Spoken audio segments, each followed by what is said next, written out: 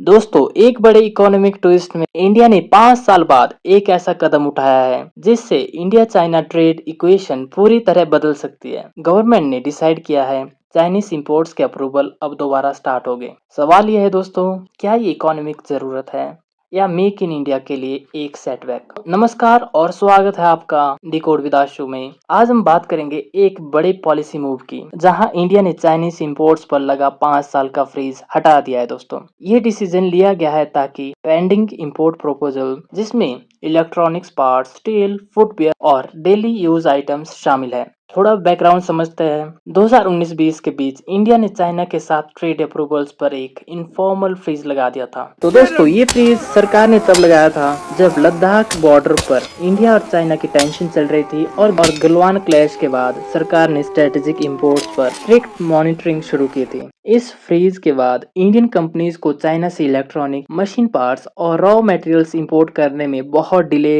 होने लगा। इसका रिजल्ट इंडिया पे क्या पड़ा? मैन्युफैक्चरिंग कॉस्ट बढ़ने लगी, प्रोडक्शन स्लो हुआ, कहीं एमएसएमईज को अल्टरनेटिव सप्लाई ढूंढना पड़ा। तो अब 2025 में गवर्नमेंट ने डिसाइड किया है कि ये फ्रीज खत्म होने जा रहा है। इकोनॉमिक टाइम्स की रिपोर्ट्स के हिसाब से कॉमर्स मिनिस्ट्री ने पेंडिंग प्रपोजल को प्रायोरिटी क्लियरेंस लिस्ट में डाल दिया है। दोस्तों, गवर्नमेंट ने इसके कई रीजन दिए, पर मैं आपको यहाँ पर इम्पोर्टेंट 3 रीजन बताऊंगा। पहला रीजन है, बहुत से इंडियन मैन्युफैक्चरर्स अभी भी चाइनीज रॉ मटेरियल्स पर डिपेंडेंट है, specially mobile phones, EV batteries और सोलर पैनल्स के लिए। रीजन नंबर 2, अप्रूवल्स फ्रीज के चलते फैक्ट्रीज को इंपोर्ट शॉर्टेज फेस करना पड़ रहा था। रीजन नंबर 3, ग्लोबल डिमांड बढ़ रही थी और इंडिया अगर सप्लाई नहीं करेगा तो एक्सपोर्ट्स ऑर्डर्स दूसरे कंट्रीज ले लेंगे। दोस्तों, एक्सपर्ट्स इस डिसीजन को स्ट्रेटेजिक इकोनॉमिक रियलिज्म कह रहे हैं। तो दोस्तों, इंडिया का एनुअल ट्रेड डेफिसिट चाइना के साथ लगभग 8.2 लाख करोड़ के आसपास है, जो कि अराउंड 98 बिलियन डॉलर के आसपास है। चाइना से इंपोर्ट्स का